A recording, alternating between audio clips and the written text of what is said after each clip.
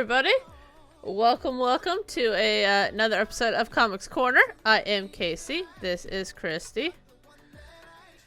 We are going to be discussing everything Synder Cut related this week. Absolutely. We have so much stuff, so spoilers in effect for the entire episode. I will put up a spoiler warning when we start talking about it, so that way if you haven't watched it yet, you can stop then and then come back. But really, like, every episode is just one big spoiler warning. Yeah. Like, it really is. We talk about everything. Yeah, we're not shy about the spoilers. But, yeah, we've, apologies for being late. My internet decided to, crash, and they took forever fixing it, so it took us a wee bit longer to get going than we planned, but, glad to have you guys. How's it been this week, Christy? It has been actually a pretty exciting week. So in Christy's personal life, we're reorganizing like the entire house after starting repairs from that stupid Texas freeze, which means it's like the biggest spring cleaning of our lives, really. It's kind of exciting. Nice. And then I've gotten to watch a lot of good TV, so solid. Pretty good for me. How about you? How's it been? It's been a little crazy. We switched to this new schedule at work, so trying to reorganize my free time has been a pain in the butt. But it gives me more time to do this, and it gives me more time to do more content creation, so I am super pumped, like, once I kind of get used to everything, being able to actually, have fun and do all of this more often. I like it. I'm looking forward to that. Yeah. I'm also looking forward to Dungeons and Dragons tonight on RSG's channel. Just to throw that out there. It's literally the only other thing I do. Yeah. I'm taking a break from Swuggo this week because I have to get finished putting stuff together, and I ordered a bunch of stuff for the studio. I ordered a bunch of new shirts, which if you like our logo, check out our merch site. It is on TeePublic. Under the Bounty Honeys. I'm wearing a Bounty Honeys shirt right now. Thank you. Looks gorgeous. Yep, we have a Comics Corner shirt. We've got at least one shirt designed for each of us in the Bounty Honeys, and plenty more to come. Yep, and if you are obsessed with porgs like I am, we have all kinds of the porgs coming soon. I just have to spend time uploading them. Yeah. There'll be an entire store for porgs. I'm so happy. All the porgs you could need. I'm so happy. It's like literally the only thing I like out of Last Jedi. But yeah, it's, we're getting there. We've got some cool things coming up production-wise for the channel, so looking forward to that. So for this week, our This Week in Comics Corner is Guy Gardner from Green Lantern and Iron Man. So we will see you. Iron Man does whatever an iron can. We'll see you in just one sec. And now for This Week in Comics History. Alright, and we're back. Alright. By the way, thank you, Paul, for finishing the new overlay before that looks really cool. before the stream. I do greatly appreciate it. Christy has this thing where she takes what is in my brain and makes it a reality, and it just makes me happy. Yeah. Alrighty, so, because I am a Marvel fan first and foremost, we will be starting with Iron Man. So, which is good, because I know Iron Man's slightly better. Yeah, I have all kinds of notes, so if I'm not looking at the camera, that's why. So I'll look at the I'll stare awkwardly at the camera for you. This is fantastic. All right. Yeah, that's too awkward. A little awkward. All right. So Iron Man was created in, he appeared first in 1963 In March, in Tales of Suspense number 39, he was written by Stan Lee. He was scripted by Larry Lieber. And he had his art designed by Don Heck and, of course, Jack Kirby. He received his first solo title in May of 68, Iron Man number 1. And then in 63, he also founded the Avengers alongside Thor, Ant-Man, Wasp, and the Hulk. Those of you that have been living under a rock and have not watched the MCU, he is a billionaire, playboy, philanthropist, inventor, scientist, genius. I mean, all the things. Played lovingly by RDJ, as you can see down at the corner. The best possible Iron Man. Right? He just is Iron Man. Like, and here's the irony. So when they hired him, it was right after he had gotten out of jail for, I think it was drug possession. And a couple of other things. Like, he had a severe kind of battle with addiction when he was much younger. Yeah, he was getting sober, and he was very stigmatized by Hollywood at the time. Oh yeah.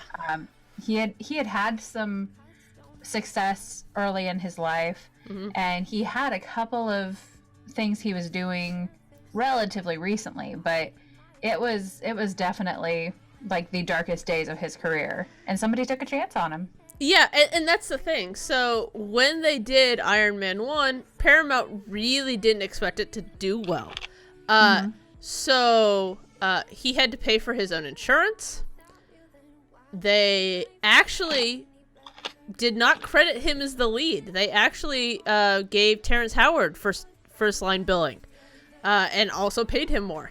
And so when it exploded and became what it was, they went to go renegotiate, and because of the way that they structured it for the first one, Terrence Howard wanted like a ton more money, and they weren't going to give it to him. They wanted to flip it, and that's how we got Don Cheadle, and I think much better casting.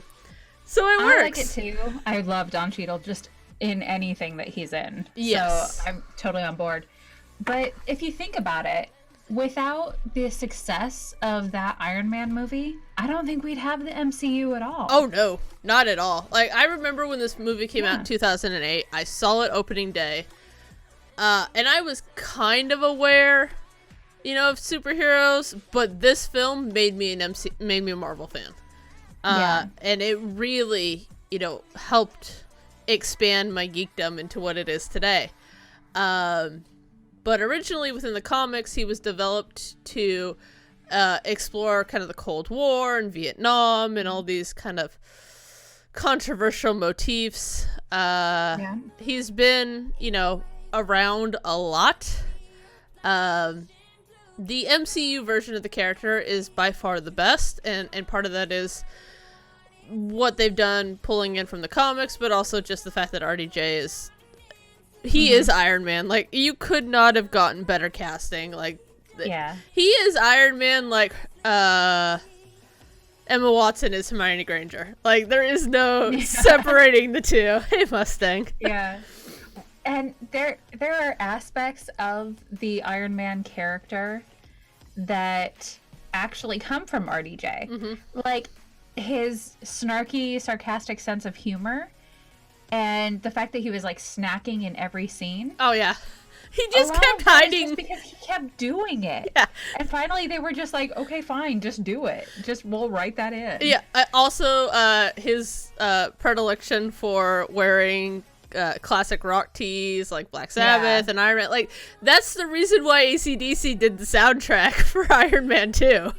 Exactly. No, there are a lot of good actors in the world, and then there are actors that can take something of them and just create something brand new with it, and RDJ definitely falls into the second with that, especially with this character, but even in some other things that I've seen him in over the recent years.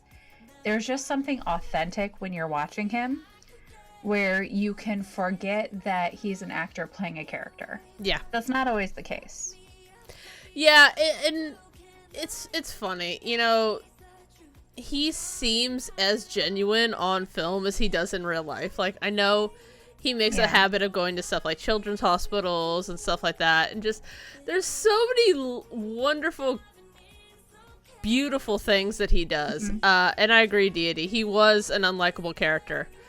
And the thing is, like, with RDJ, you get not only the kind of bad aspects of the character, but he also plays him in a way that you understand, regardless of what he's saying. He cares about the team. He cares about, staying together. It's like that line from Civil War, staying together is more important than how we stay together. And I think that was Black Widow that said it, actually, off the top of my head. But I digress. Like, the fact is, he tried everything he could to keep this team together, to protect them. And yeah, he, because of how he was raised and his father, he doesn't like to show emotion very well. So you get that stoicism. And because of that, a lot of people don't really understand his motivations. And I know a lot of people that were Cap fans, especially from like Civil War on, that did not understand why he did what he did until Endgame. Yeah.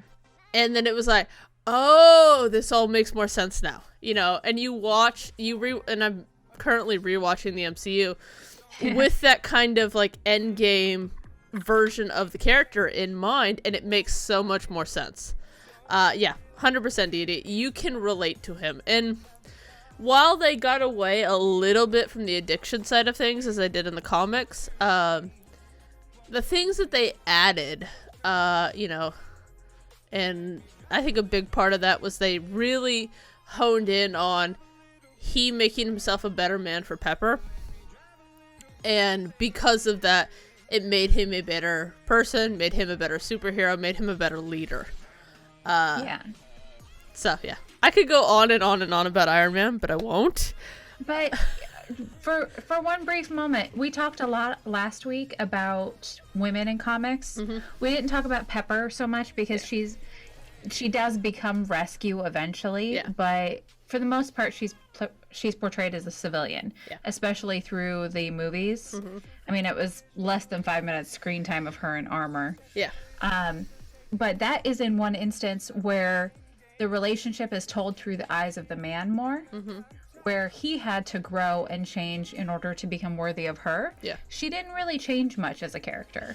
No, not really. She was kind of demure and quiet and became more confident and boss lady. But that was always within her. She was always a very competent person, and she was given opportunities to present that. But she didn't have some obstacle to overcome where she finally gets the man. And I enjoy that kind of romance story better, where he was the one who had to change and become good enough for her. It kind of flipped it on the script. And that's one of the few times where I've enjoyed a comic book romance in movies. Wanda and Vision is obviously the other. It's so they were a slow burn, they've known each other for years, but they dated for what feels like ever, and they were on again, off again as stuff happened and as he dealt with his PTSD and all these different issues. But then there was so many times where it was like, okay, they did stuff and it felt like a stunt, but it was just him like taking advantage of the moment, like at the end of Spider-Man Homecoming, when they were going to announce Spider-Man and instead he proposes. Like, it's so him, but it also doesn't mean it's any less genuine. It's one of the cases where it feels like these characters really do belong together for a reason. You're not just creating a romance for the sake of having a romance. It's been interesting kind of throughout the years watching with all these different films and stuff, and they've been one of the bedrocks throughout the whole thing.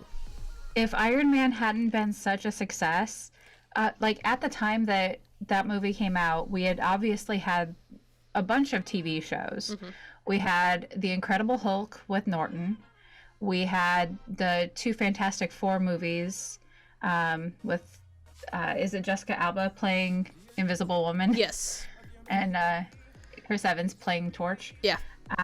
We had the 3 X-Men movies, and that to me felt like the pinnacle of what Marvel cinema was going to be, you know? Yeah. Well, and so we had Iron Man, and then we had Hulk. And while it wasn't as good as the Ruffalo version, I've seen worse Hulks. Yeah. And then we immediately had...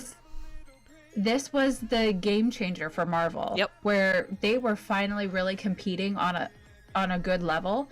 Because, I mean, with the DC side of things, I feel like there have always been Batman movies. Mm-hmm. And there were always a ton of Superman movies. And they weren't great, especially in retrospect.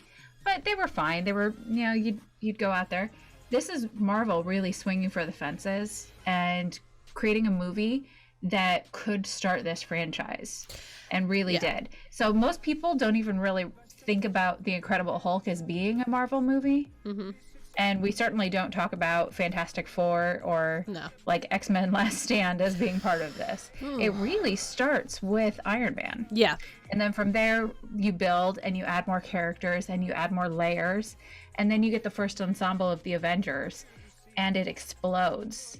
And it takes the world by storm, so that we're talking about these decades later as movies that I would still happily sit down and watch any day. Yeah. And it was funny. So they did Iron Man, then they did Hulk, and then they did immediately Iron Man 2. And that felt a wee bit rushed, but I understand why. Hulk was way before that. Yeah. No. Yeah. Didn't. Okay, my brain is not correct.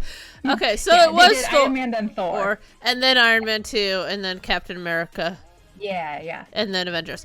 And I remember, going to midnight releases with my friends for all of these movies. In fact, the last midnight release I went to, because they stopped doing them, was Avengers.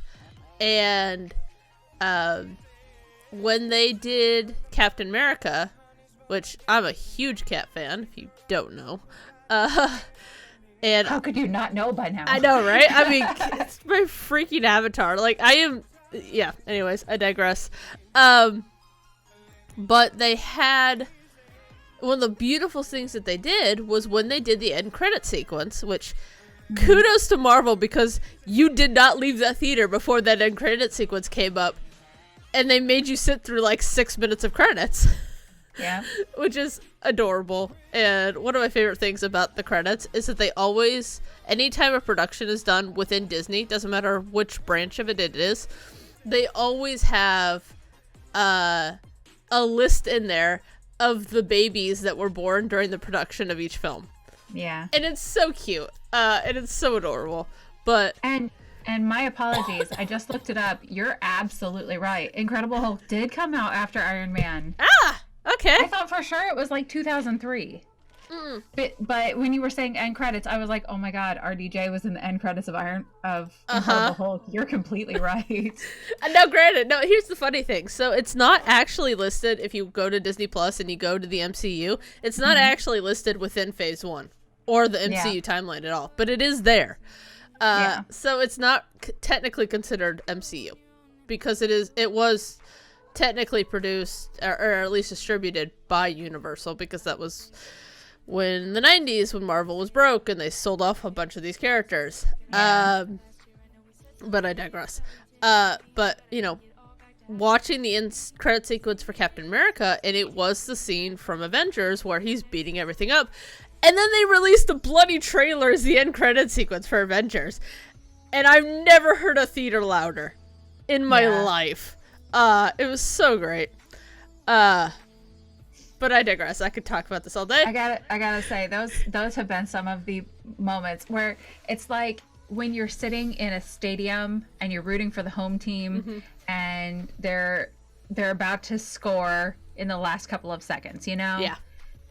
It's that feeling of community, and everybody's excitement just kind of swells together and it becomes palpable. Yeah. The exact same thing would happen in those movie theaters watching Marvel movies. Oh, yeah. And you all see the end credits.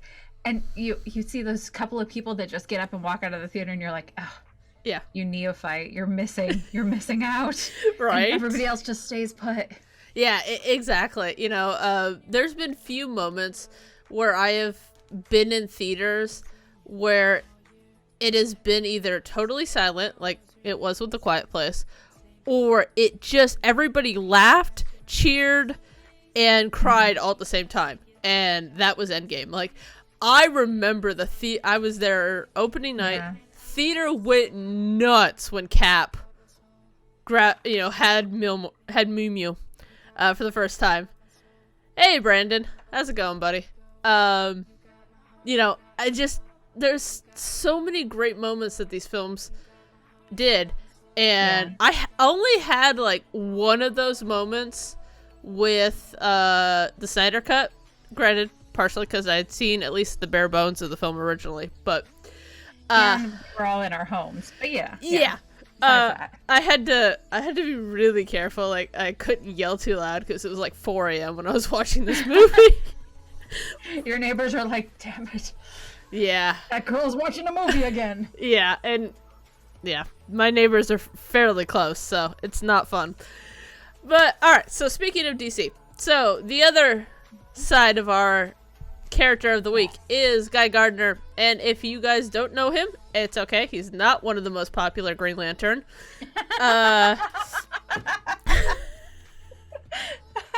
Okay, I'm on board. I did post a bunch of recommended reading in our Discord server, and honestly, his solo titles suck. So the ones I posted are more team-up ones where he's with a couple of other of the Green Lanterns. But he was created by John Bromere and Gil Kane, and he first appeared in Green Lantern 59 in 1968. But the current iteration of the character was created in the 80s by Steve Englehart and Joe Stanton, who basically turned him into this parody of the ultra macho frat boy red-blooded male. He is a ginger, which makes me sad because he kind of puts gingers to shame. But he is a hothead. He's prone to breaking the rules. He's not super likable. He's kind of an idiot, and like one of his kind of tropes throughout the comics is he quite often gets like hit in the head and then has a concussion and then goes into a coma. He's a really, you just sometimes you have to have that dumb comic relief. He is this for the Green Lantern Corps. And the irony is, like, as bad as Hal Jordan is, because he's a drunk idiot of a pilot.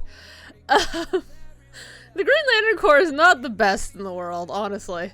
But had he been a couple of miles closer, he would have been the first Green Lantern versus Hal Jordan. And he does eventually become a Green Lantern, and he's basically he tries to be James Dean, rebel without a cause, and doesn't know how to shut his mouth and all that fun stuff. I do like when with Green Lantern stories, I do like when they explore the other emotions, and Guy Gardner is one of the ones that does that. He becomes a Red Lantern for a while. And I like when they explore other aspects of the personality, because Green Lantern, it's all about willpower, and that is like, of all of the emotions you could base an actual power off of, willpower is the easiest one to write away. You have a crisis of conscience, you lose your confidence for a while, and suddenly you've got nothing. So that is one of the interesting aspects of the Green Lantern stories, and I do like that gives the writers abilities to kind of tell different tales with them. It's interesting because there was at one point within the comics where he had not only the Green Lantern ring but also the red at the same time. So it's interesting that how they kind of play with that, and they kind of play with the idea of, alright, if stuff's going down, I'm gonna kick ass, take names, and not apologize for doing what needs to be done. So, interesting character. Like I said, recommended reading is in our Discord server under Comic Corners Recommends.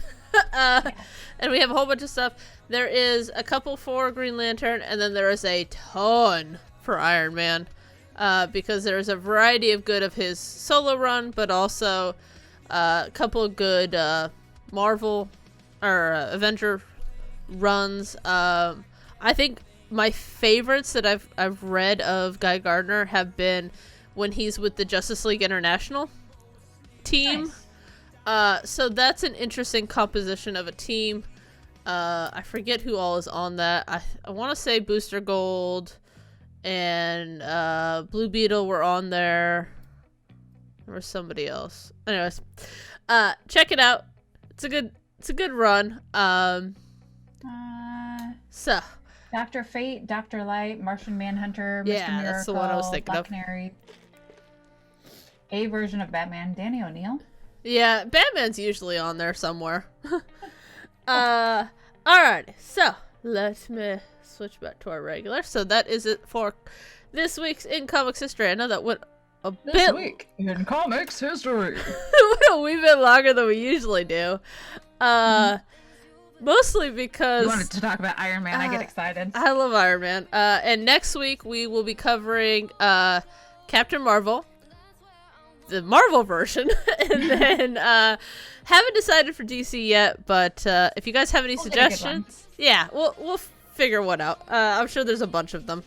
If you guys have any suggestions, do let us know. We are also going to start switching between heroes and villains, so that we cover everybody. So, as promised, spoiler alert, we're gonna get into the Snyder Cut here in a sec. This movie has a lot, so we're not gonna really do a synopsis of it like we normally do. We're just gonna kind of do our thoughts as kind of the movie progressed. We're also going to do kind of differences between the Justice version and the Snyder Cut, and seeing pros cons.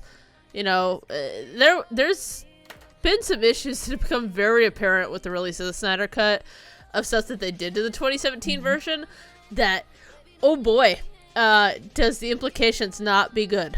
That sentence didn't make sense, but anyways. Well, we understand.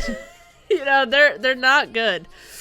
So, starting first, it is in a 4:3 format, and for those of you guys that don't understand what that is, it's when you have the bars on the sides.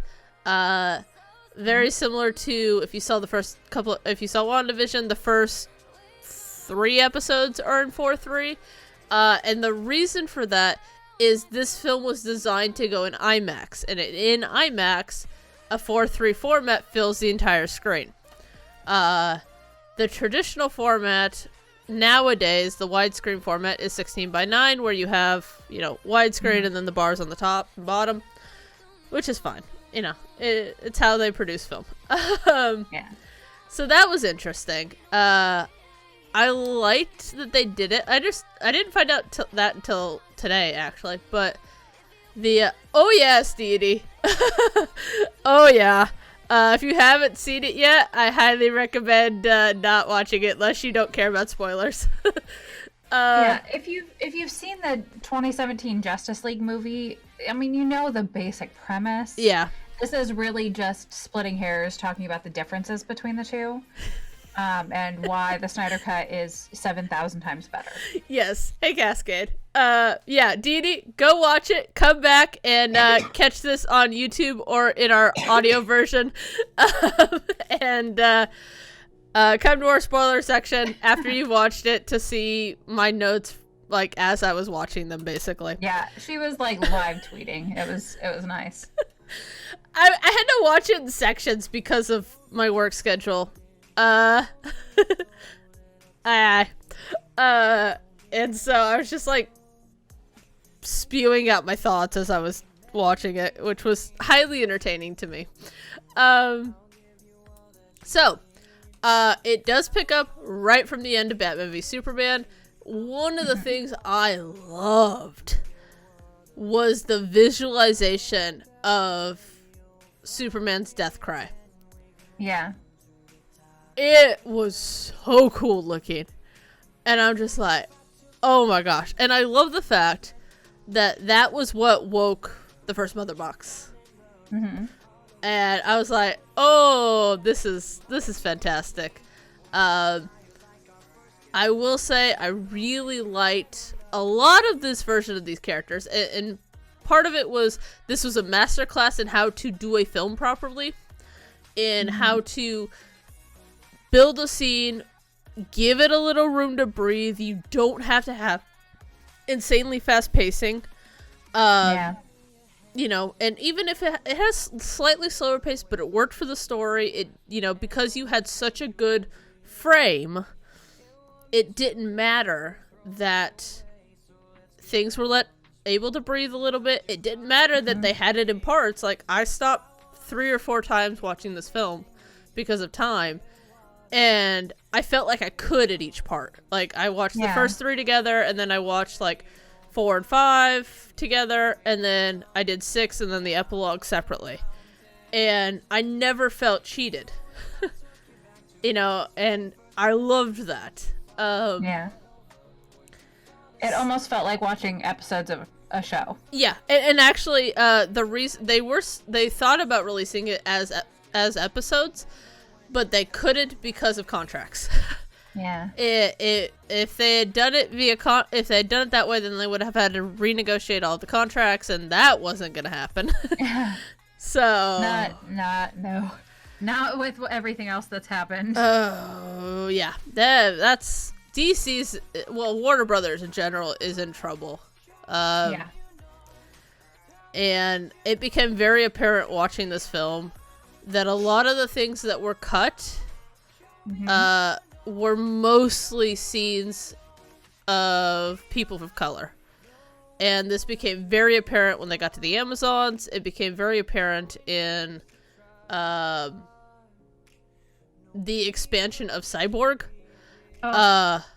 His storyline in the Snyder Cut makes so much more sense. Yes. I mean, Cyborg is not a character that everybody's familiar with unless, like, you like Teen Titans. Yeah. That's the only place I know him from, really.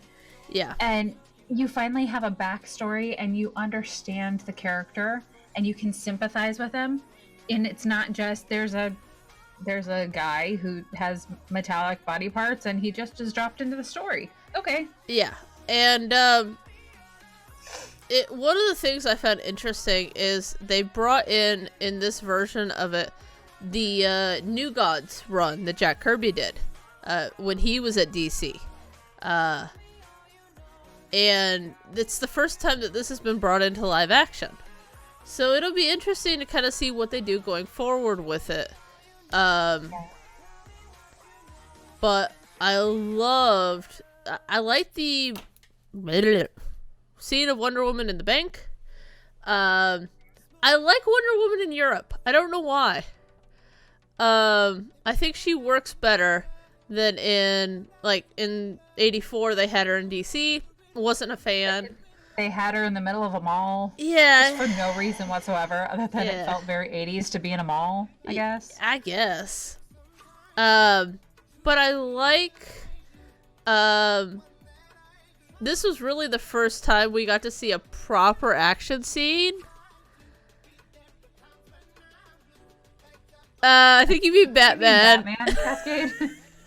But yeah, basically. You're not wrong. Batman's only power is that he's rich. Yeah, yes. pretty much. Because as we've discussed several times, we're not getting the detective Batman that we all dream of. Yeah. At least not with the Bruce or the Ben Affleck version of it. And probably not within the Snyder Cut. And here's the thing, DC is pushing the multiverse thing so hard. You could have the Snyder Cut be just on HBO Max and the Snyderverse be just on HBO Max, and I guarantee you everybody would be okay with it. Yeah, so she was in DC for the Smithsonian, but I like her better working in Paris and the Louvre, because while the Smithsonians are well known and well respected, not within the art world. They're the Louvre, the British Yeah. art museums are more well respected. So I like that a little bit more. You want her to be more culture and less Yes. history. Well, it also, there's just something about her living in Paris and, being in one of the fashion capitals of the world and looking like she belongs there, that it just makes more sense for the character. I totally just realized we skipped news, but honestly, there wasn't a whole lot of news this week. Yeah, there's little bits, and we'll catch it up at the end. Yeah, We can do news and recaps and stuff at the end. Yeah. We're talking Synder Cut now. Yeah, I know. I was just like, You were just so looking forward to this. And I was like, you know what? I'm on the ride. Yeah. It's fine. It makes me happy for a number of reasons. Like, I didn't originally like Batman v Superman until I saw the extended edition. And I went, okay, this is a guy who does long-form storytelling that needs a lot of time and a lot of space. Yeah. And the Synder Cut is like 4 hours. yes. And, And half of that was the epilogue.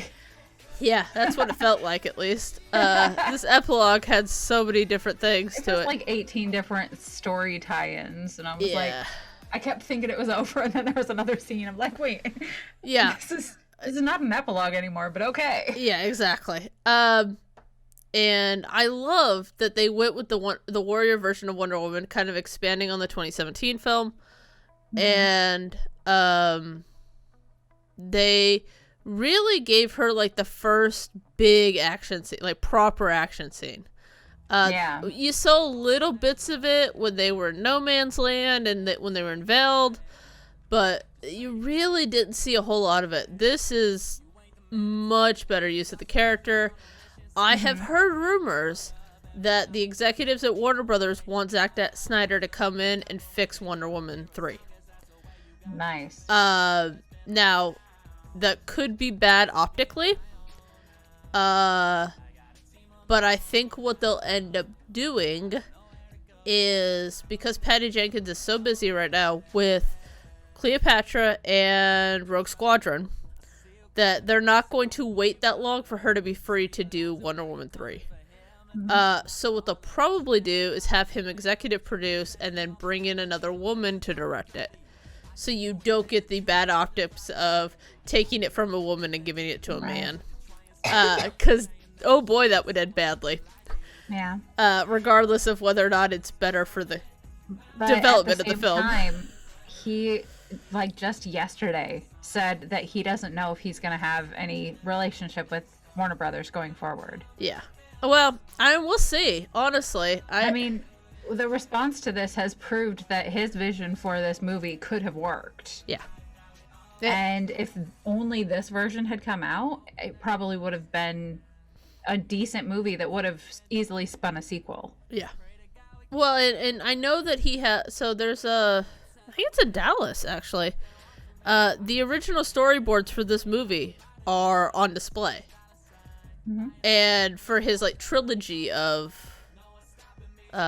Justice League movies, and what they'll do, and I think they're smart to, is they'll copy what Marvel has been doing, which is do stuff on HBO Max, and then when you build up, then have a Justice League movie in the films, in the theaters, and then go back, and I think that could work if they decide to do it. But I have to admit, the Amazon scene was phenomenal. Like, it was a good scene. There was better action in this than the other movies that I've seen lately. Even like Wonder Woman 84, it felt less clunky and awkward, her superpowers, and really everybody's. Even the Flash, like, I was trying to find a Joss Whedon version to watch, and I didn't come across one.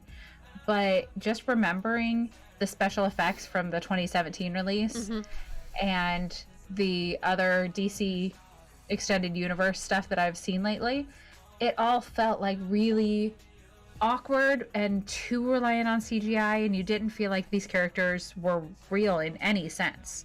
Like you do usually with Marvel, and you even do in the CW shows.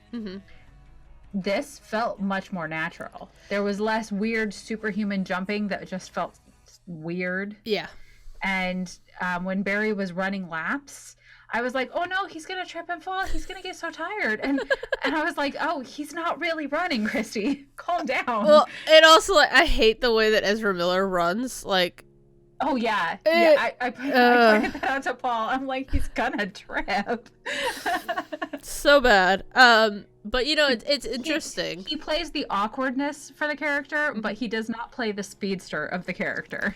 Yeah, well, so this was much more Barry Allen that I felt like in the other version.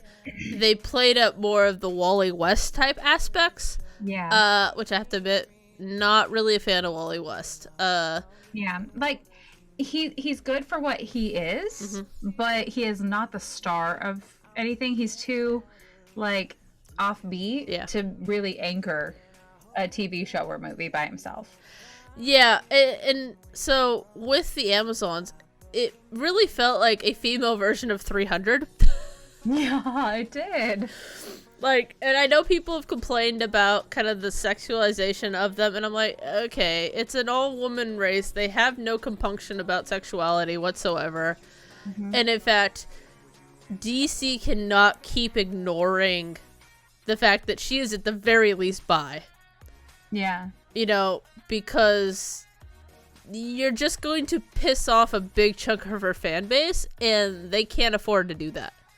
Yeah. You know? Like, it's already irritating enough that you made her have a lifelong love for somebody she knew for 3 days in 1945.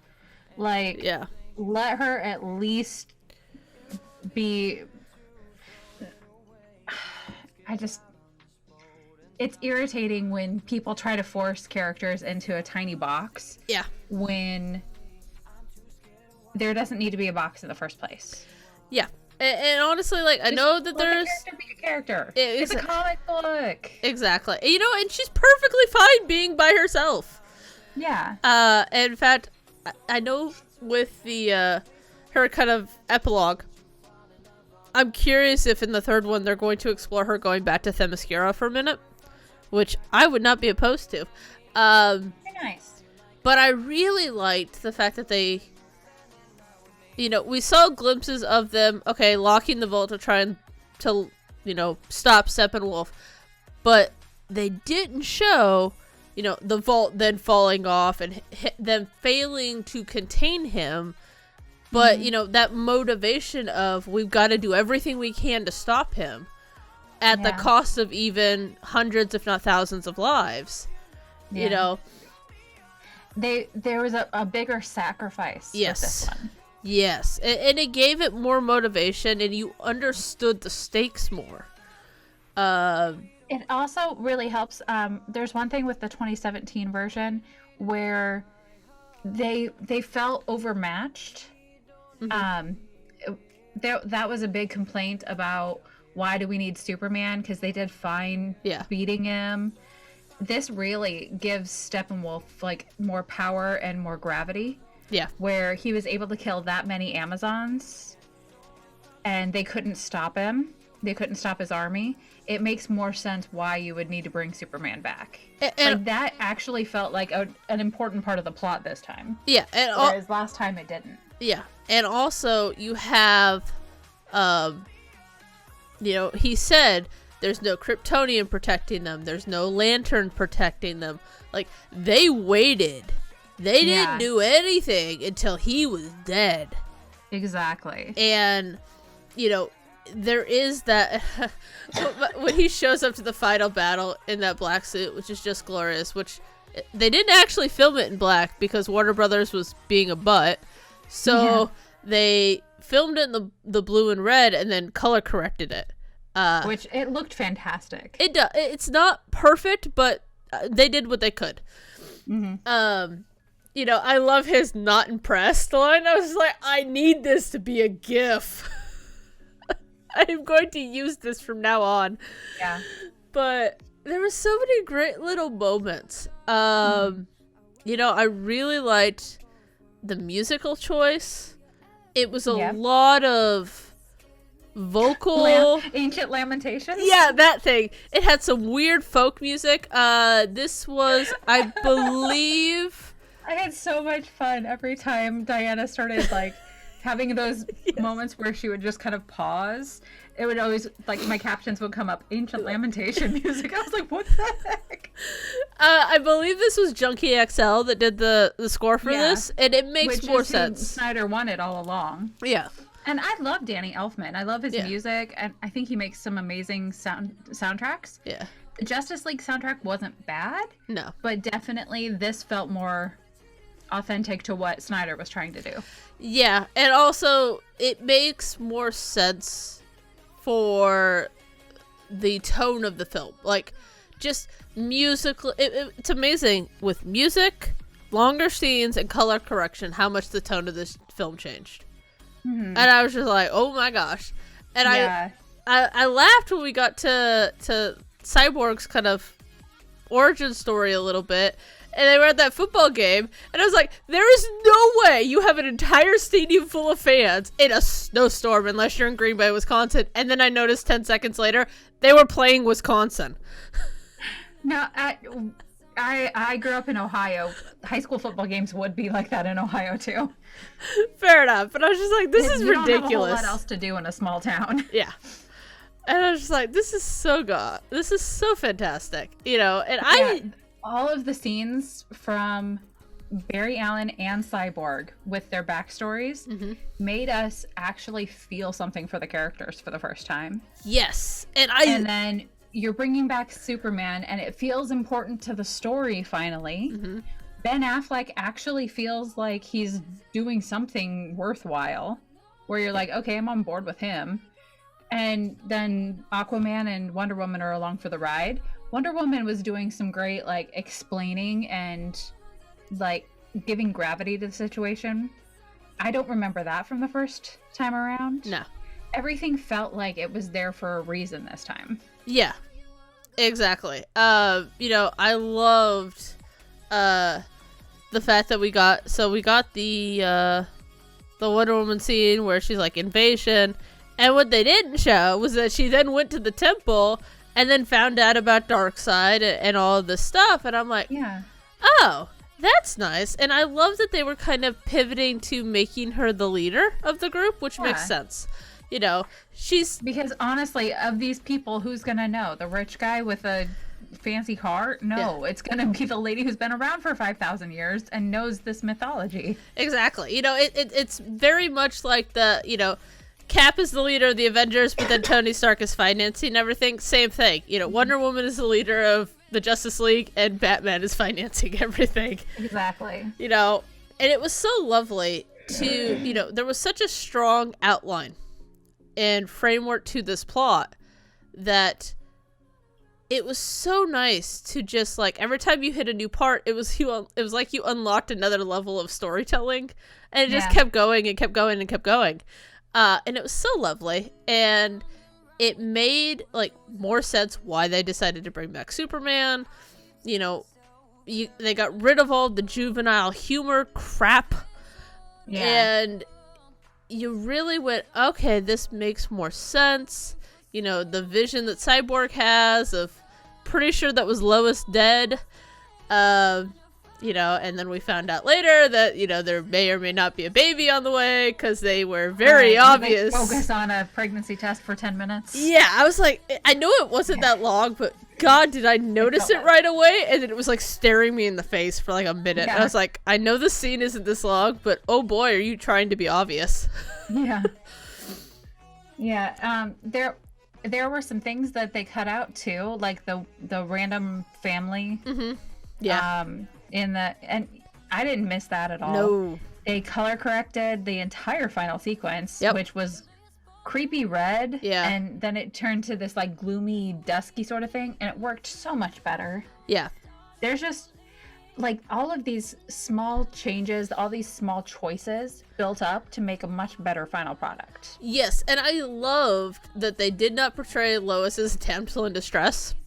Mm-hmm. And there was a couple of big changes that they did. So instead of showing her back at work right away and Martha coming to visit her, it was the opposite, that she hadn't been back to work yet, that she was still grieving, and that Martha came to visit her at her house, and then come to find out, it's not Martha. Yeah. And That was a nice twist.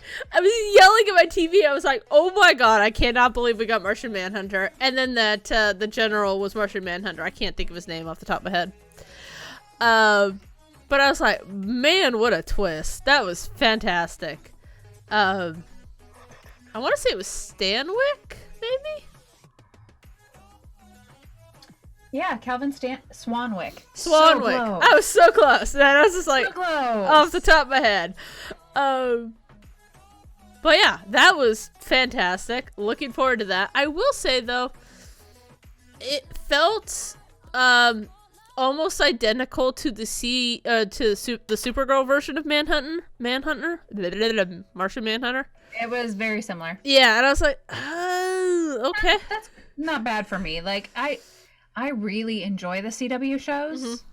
I would be fine if they took everything from that and then just made a feature film. I'd be fine. Okay. Like, they've built a nice little universe over there, and it bothers me that the DC extended universe just completely ignores all of it. Yeah, it's kind of sad. Yeah. Like, they did a good job building shows that I have watched for a decade. Yeah. I mean, it'll be interesting kind of to see what they do going forward, you know, in expanding the league. I'm assuming we're going to get a Green Lantern film, or a better one. Actually, I rewatched the Ryan Reynolds Green Lantern. It's actually not as bad as I remember it being. Yeah, if it had better CGI, I think... Yeah, the CGI is not great. Down. The CGI is not great. The story is a little wonky. And also, I just think... cheesy, but honestly... You're gonna get that. Yeah. I think that Ryan Reynolds' Green Lantern has become like Nickelback. Mm-hmm. That you just pick on it to pick on it now. Yeah. Like, at some point, that just became part of the culture of the world. Yeah, and for me, it was more of a really big miscast. Mm-hmm. Because he just doesn't work as Hal Jordan for me. I don't mind him or Blake Lively. I like them both. Sorry, I even like him as Green Lantern. I think he's fine. For me, what falls flat is the villain. Yeah. If the villain had been better, and I don't even mind the actor there either. It's just like the way that they portrayed it. He wasn't villainous enough, and he wasn't like the CGI and prosthetics and things that they did wasn't enough to make him feel like the comics. Mm-hmm. So I don't even remember. Was it Abomination that he was supposed to be? I don't remember. Actually, that's Green Lantern film. Yeah. It was like Peter Skarsgård or something. I don't know. Peter Skarsgård played Hector Hammond. I guess I need to rewatch it because I'm blanking. I will say It's not Abomination. No. I love the orchestration in this. It was very subtle, and it didn't play where it didn't need to be. Mm-hmm. And oh my god, do I love the Wonder Woman theme. It's like one of my favorite things ever. It is pretty good. And I haven't seen orchestration this effective since Star Wars. Because there are places where it doesn't play in Star Wars that it doesn't need to be. And it's just, it's so lovely. And I love that we got all of, you know, the full scene of Lois and Clark at the farm. Mm-hmm. That we got the black suit. I love that they had clips for both Jor-El and Jonathan Kent playing as he was going to get the suit. That was so good. Because both were very important to who Superman became, and it was like he was getting wisdom from both of his fathers. Yes. I like a lot of things about the Snyder Cut. It feels like Snyder is, like you mentioned, he's willing to let the story breathe. Yeah. He's willing to take a beat and let you feel something for the characters before just chucking more action at it. And it's like the Joss Whedon version tried to do that with civilians. Yeah. And there was a better way to tell that story. Like, you didn't need to put a family at danger to make us care about saving the world. Yeah. Having us care about the characters was a more effective way to do that. Yeah, it just... I had heard it, and I don't remember which scene it was off the top of my head, so bear with me. I had heard a story that there was a scene that they had completed. It was the first scene they had done with VFX, and he immediately came in and said, let's get rid of it. And everyone's like, but why? It's already done. And he was like, well, I just don't think it fits the story. I don't think the audience is going to understand it. I'm like, okay, so I see your attitude going into this. You didn't want to have anything to do with anything he did. And that makes me so sad. But I loved that they did it as a team fight. It made more sense. The last sequence where they take out Steppenwolf was so epic. Yeah. And definitely, like, it felt truer to the characters that by that point, they were all so enraged and so desperate to end this fight. And Wonder Woman cuts his head off. That was... And then it lands and gets squished by Darkseid. Like, that all felt completely disgusting, but very realistic. Yeah, and there was so much in the epilogue. Oh my goodness. And I'll probably forget hours in the epilogue. And I'll probably forget parts of it, but like I love it created storylines for every character, every bad guy. Yep. And it made you feel like there are really like a Marvel Phase 2 about to roll out, you know? Yeah. Like that they have 17 movies in production. Yeah, which is a shame because I know they don't, but DC really needs to pull it together and get one person running the DCEU.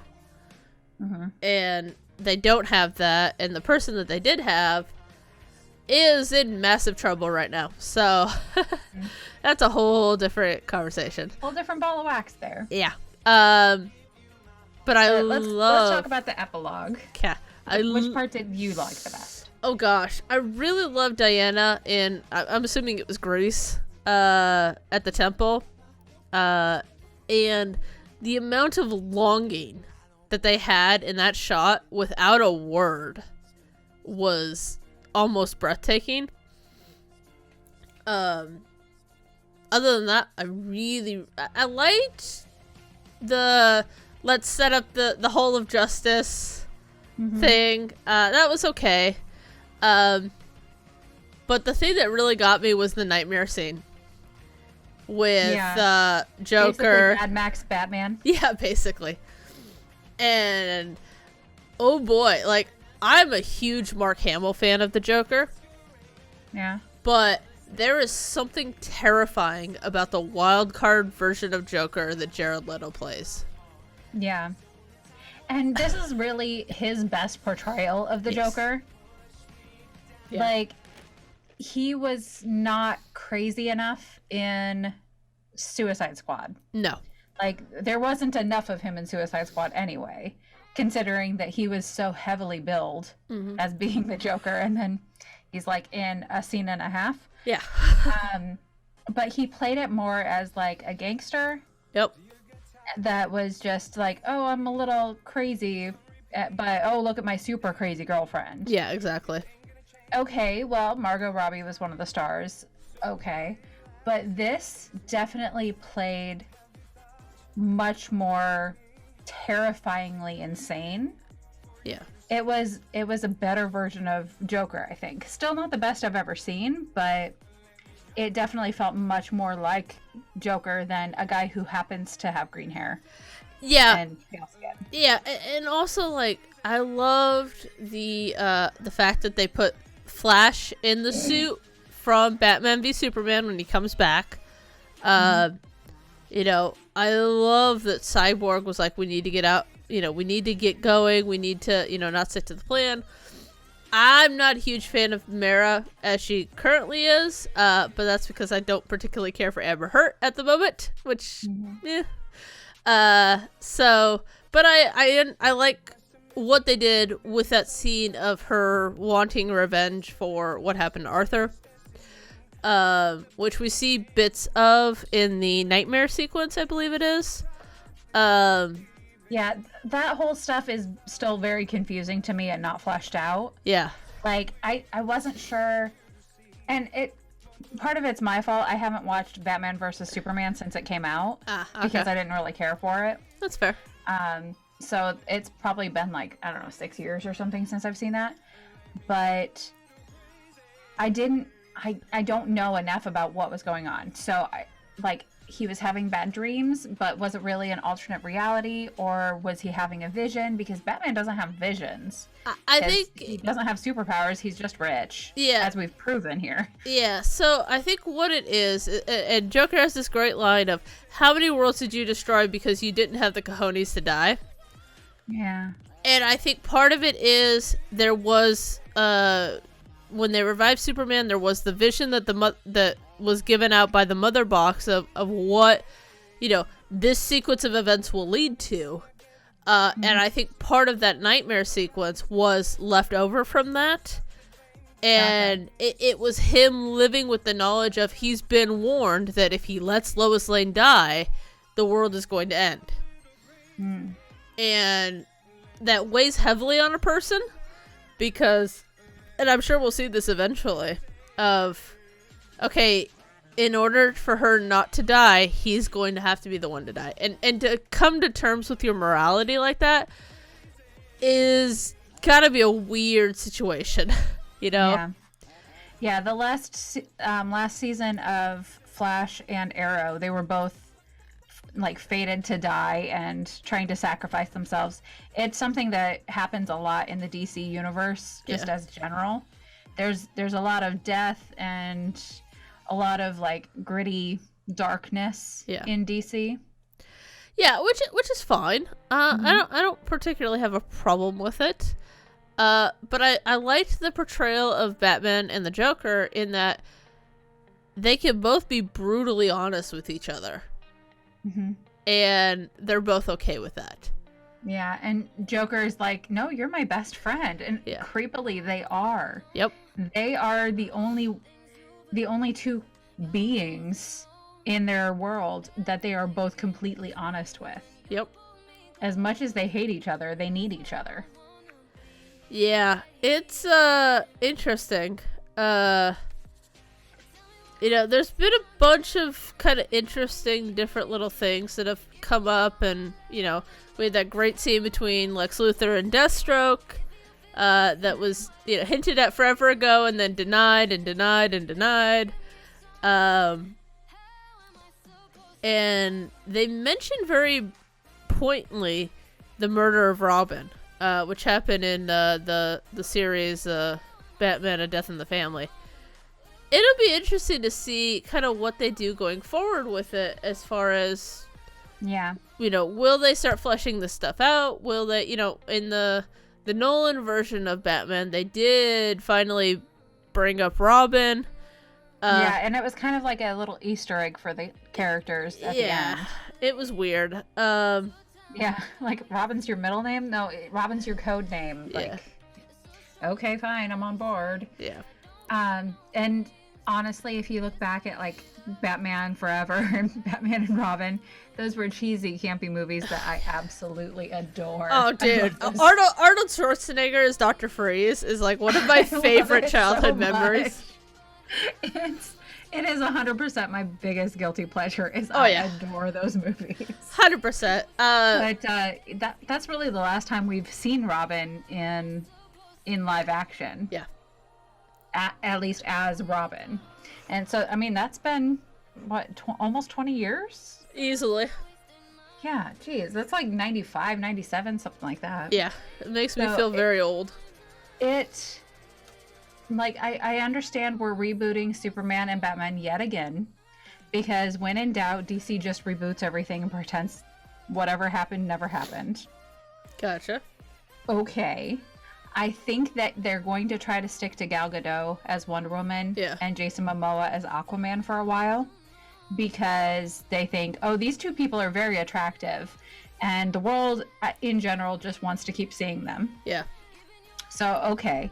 So you're going to take Robert Pattinson. Yep. And make him Batman now, which is fine. We might like it. We'll see. I'm going to watch it either way.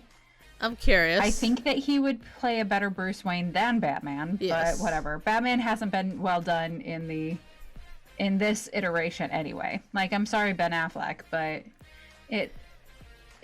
he's been played as like a middle-aged guy who's just grumpy. Yeah, so and doesn't have much action anymore. you've had a series of people that have either been a good Batman in the case of Bale and Affleck, or a good Bruce Wayne. And they haven't had both. you know? And I don't know who that person would be. You know, I think there would be some interesting choices, but you know, a lot of the people that I would think of that could be interesting as it, like Benedict Cumberbatch, are snapped up within the MCU right now. So there is no option in that. You know what case. I would love? I would love a dual casting. Ooh. Cast me somebody as Batman and somebody as Bruce Wayne, because honestly, nobody is bright enough to put it together anyway. Yeah. Same thing with Superman. Like, he takes the glasses off and suddenly he looks different. No, he doesn't. No. Like, he's got the same jaw. You could tell that was Ben Affleck in a Batman suit, you know? Yep. Like, you could tell. He looked the same. So, I would love to just throw casting out the window and let us have a different Caped Crusader and a different person play Bruce Wayne. And you could tell a really interesting story that way. I mean, And it would be interesting. Would just feel better. Yeah. So we did cover a lot of stuff, and we covered a lot of the different changes between the two films. Nice, Paul. The one thing we didn't cover is the Superman revival scene immediately after he's resurrected. So the big fight sequence. One of the biggest things I was so happy they changed was the fact that Lois had been coming to the memorial like every day, which given the fact that she's probably pregnant, makes sense. I don't blame her. But you have, and also I love that the timeline is very condensed. I mean, you're talking at most a month or two after Batman v Superman. So this all makes sense now. And I like that they didn't use her as a emotional weapon to control Superman. And that was the biggest change that I was so happy about. I was like, thank you for just like happy to be close by and then seeing this all happen and then coming. Yeah. You know. Because in the Joss Whedon, wasn't it like Batman brought Lois so that he could control? Yeah, because I kept expecting her to like pull him out of the back pocket. Yeah. And this felt more like Lois always comes to the memorial and oh my gosh, there's Superman there. And, yeah. Okay, I'm on board. I see where you're going. Yeah, and it was really nice. And one of the things that I didn't notice until later is that Diana calls Clark Kal-El because she respects the power and heritage that he is. You know, he could very easily kill all of them and it wouldn't be hard. Yeah. You know? So it'll be interesting to, again, see what they do going forward.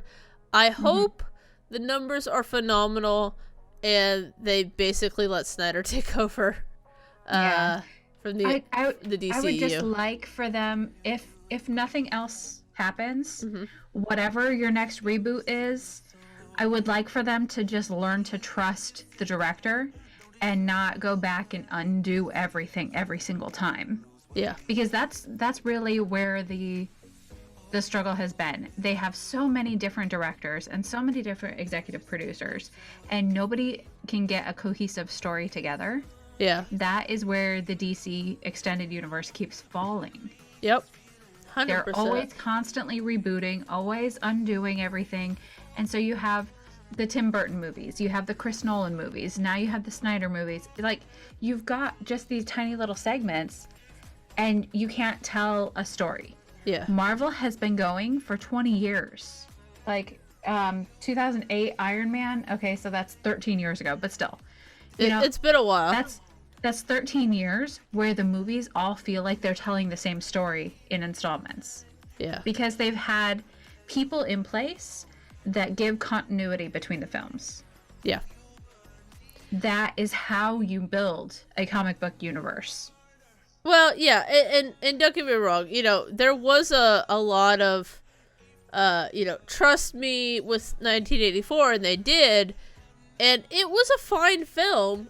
It was fine. It wasn't the best. It had some issues. It had some issues, and part of it was that there is two very divided versions of Wonder Woman, and because of that, there is two very different portrayals of her, and you have, you know, unfortunately, people that like one side of the character the other. The problem with Patty Jenkins specifically is she doesn't like action sequences, like, and she's like Lucas. She's best when she has someone butting up against her.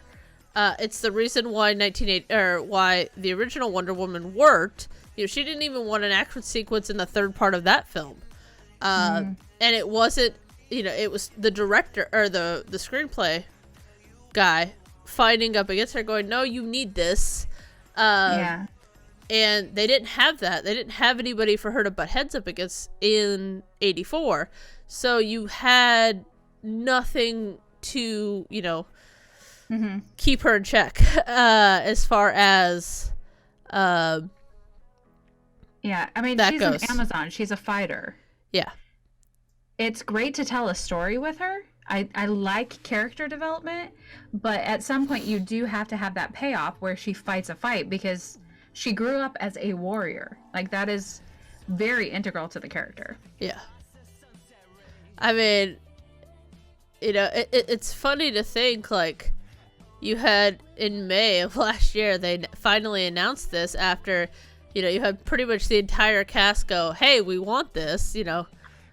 And then they reshot some stuff in the fall, and then this was released, and now it's, okay, you know, we're waiting to see what the numbers are. Some of that'll probably start coming out Monday. And from what I've heard, the numbers are good, but we haven't had... The ratings are at least better. Yeah, we haven't had anything definitive. And I forget what, let me see what the current Rotten Tomatoes are. So the critic score is a 74 and the audience score is a 96, which is phenomenal. Yeah, which means the audience liked it. Yes, this is what we wanted. And especially with a lot of this stuff, like, I don't take critic scores too seriously, but if I remember correctly, the original one was like in the 30s. Let me pull this up. It is 40% for critics and 71% for audience members. So that tells you the difference between the two right there. So yeah, that's a 34% jump for critics and 25% jump for audience. Yeah. Everybody is saying this is better. Yeah, and you know, you have a lot of people that are critical of it are not comic book fans, and you have a lot of people. You have to care about these characters at least a little bit, otherwise you're going to be like, who's this guy? Steppenwolf? That's so stupid. Darkseid? This is stupid. Mother boxes? Like, the whole plot is really quite inane if you sit down and think about it. Yeah. But if you're a comic book fan, then you're like, okay, I'm along for the ride, you know? Yeah. You have to have a little bit of suspension of disbelief. Yeah. And enjoyment of kind of this silly little train of thought in order to enjoy this movie. Yeah, and also, like, even their most ardent critics gave it a fresh. Like, which tells you a lot about how people respect this film. So... Yeah, there's been a lot of crazy shenanigans and all of that fun stuff, and it's been a long road getting here, but it was definitely worth the wait.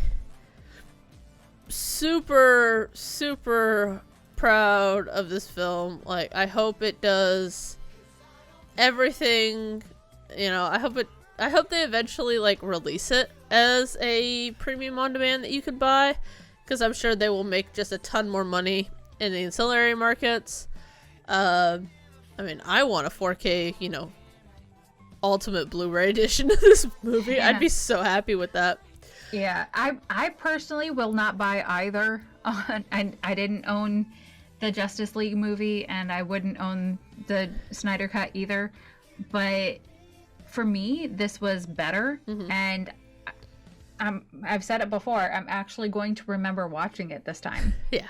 Like, I'm gonna remember the plot of the movie, because for the life of me, for 4 years, I kept thinking, like, have I seen this? And then I'd catch like half of a scene and be like, oh yeah, okay, I guess I have seen this. Yeah. Yeah. So that is our long-winded Snyder Cut. That's the Snyder Cut of the Snyder Cut. We talked about it for 4 hours.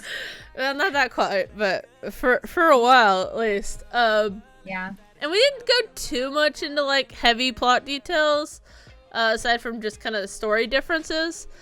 So please do leave your thoughts either on our Discord or on our YouTube channel, Twitter, etc. You can follow us at BHCC Pod.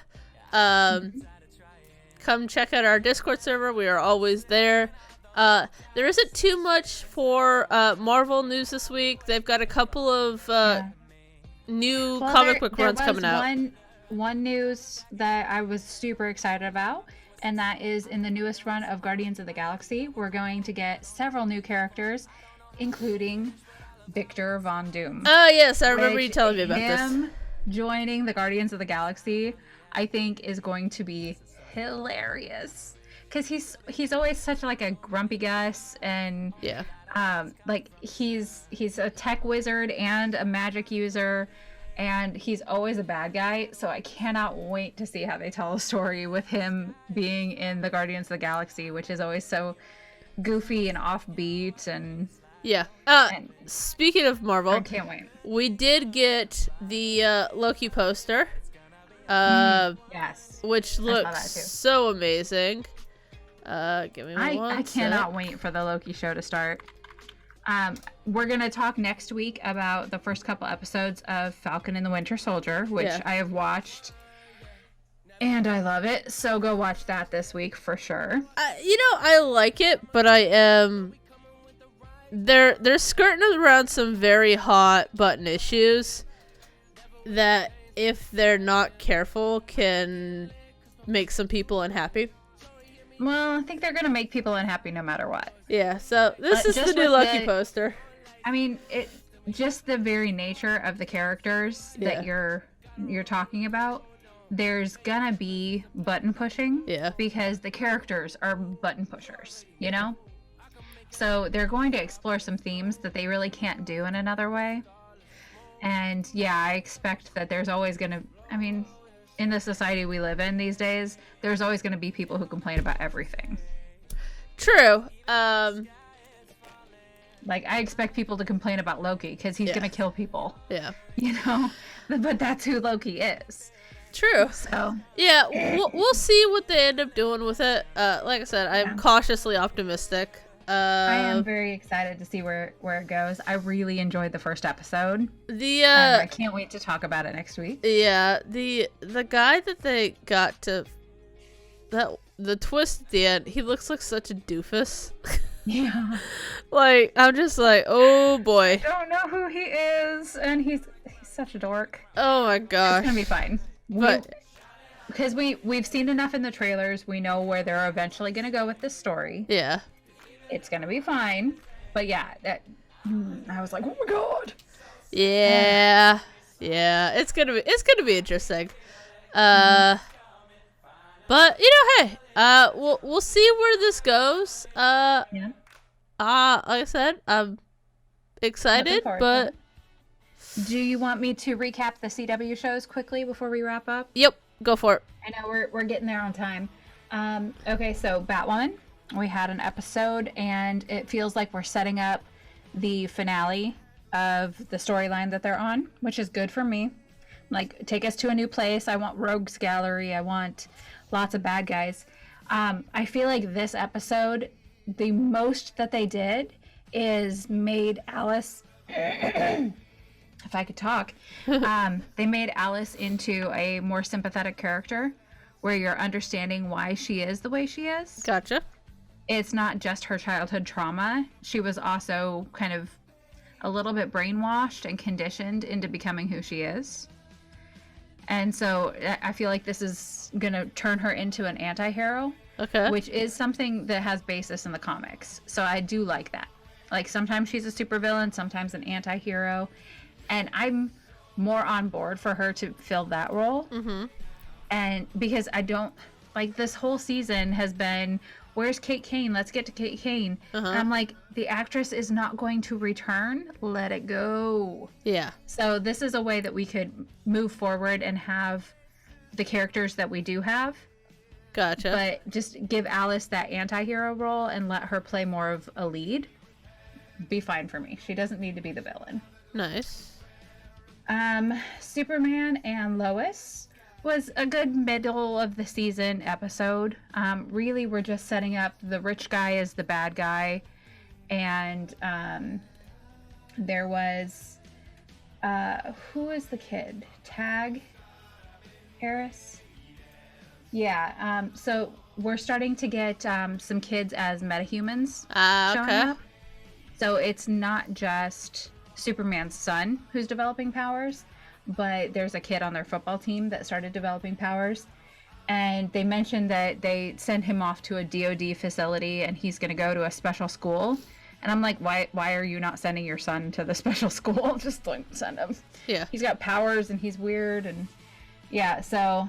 I think that there's going to be a lot more Smallville vibes ahead of us. Gotcha. Where kids are going to be coming into contact with kryptonite in various ways and developing powers.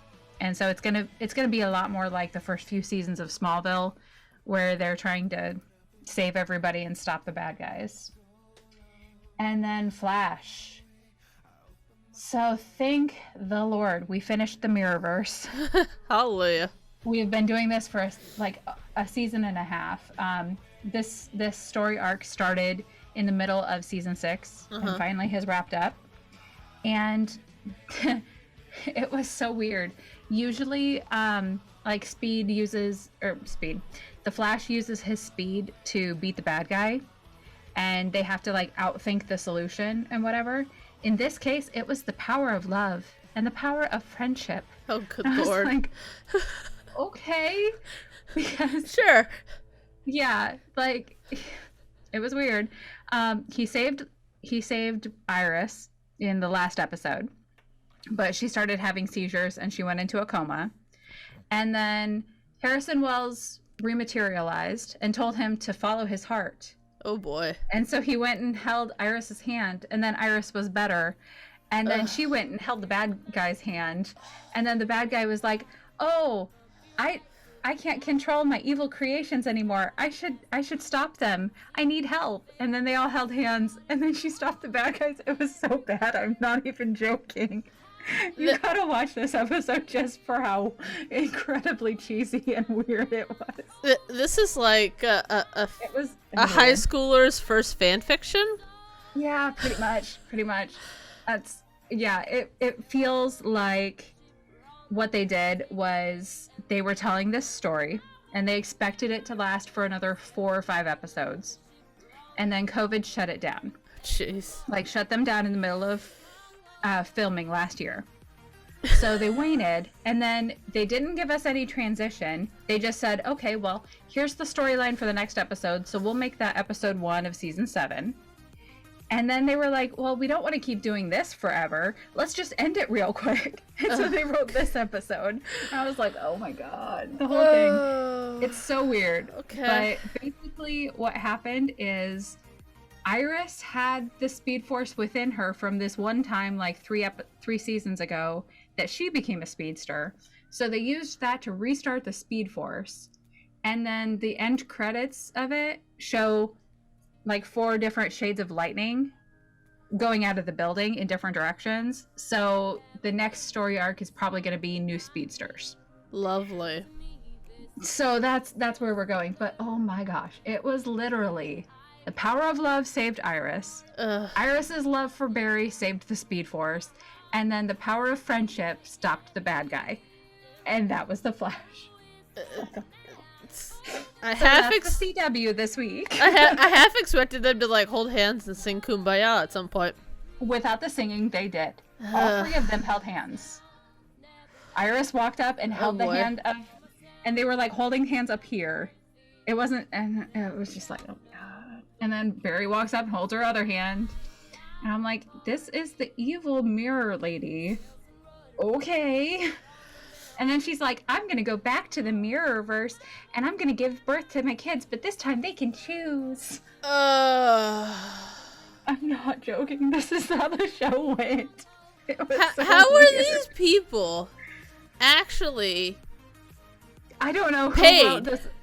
You know what? I need to find out who wrote that. Cause my god, I haven't heard anything that bad since what they called Hero Yes. Season 2. It was so cheesy, and honestly, I love it a little bit for how cheesy and ridiculous it was. I really do. Oh boy. Okay. Well, on that hilariously cheesy note. It was crazy. I'm looking up who wrote this article or who wrote that episode. God. So next week, hopefully, if my internet is not retarded, at 4 Eastern, we will be going live with our review of episodes 1 and 2. We will have a new comics corner for you guys. It was written by Eric Wallace and Kristen Kim. There we go. I feel better now. Okay.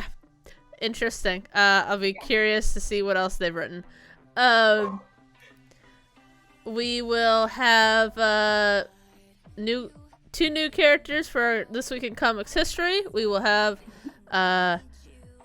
everything Winter Soldier or Falcon and Winter Soldier. In addition, all of the news if and when it happens. Yes. Hopefully we will have an update for you guys on how well the Synder Cut did, numbers wise. Check out our Discord, link for that, our Bounty Honeys YouTube channel, our merch, our Anchor FM, or where you can find our podcast. It's on Spotify, Stitcher, anywhere you find podcasts, Apple. Tell your friends, make them listen to us. Yeah. If you really love us, give us a 5-star review. We will read it on the air. Oh yes, that'd be fun. Let's see. Yeah, all of the links to our other channels, all the other Bounty Honeys channels. We've got a couple of cool things coming up planned for both this channel and our personal channels. But thank you guys so much for joining us. Stay geeky. Wear your damn mask. Protect your family. I will see you guys later. Bye. Bye.